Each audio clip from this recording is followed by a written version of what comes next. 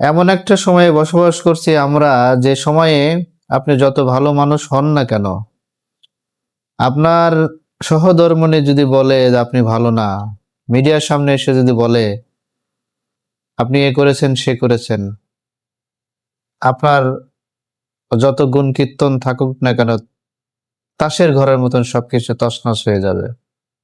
আপনি ওই কাজটা করলেন কি করলেন না, ওটা বিবেচনার বিষয় নয়। বিবেচনার বিষয়টা হবে আপনার সহধর্মিণী বলেছে, তার মানে এটাই সত্য।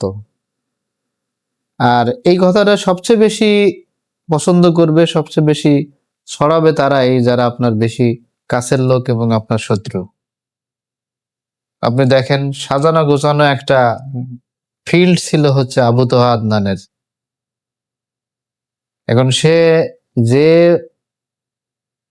অভিযোগগুলো তুলছে বিভিন্ন মিডিয়াতে, সেটা কতটুকু সত্য তা কিন্তু অধিকাংশ মানুষ জানে না।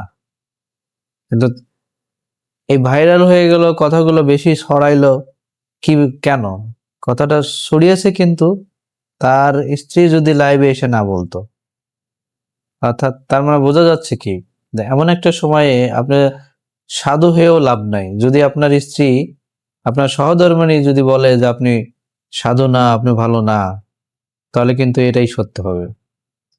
এখন এমন একটা সময়ের মধ্যে আমরা কিন্তু বসবাস করছি।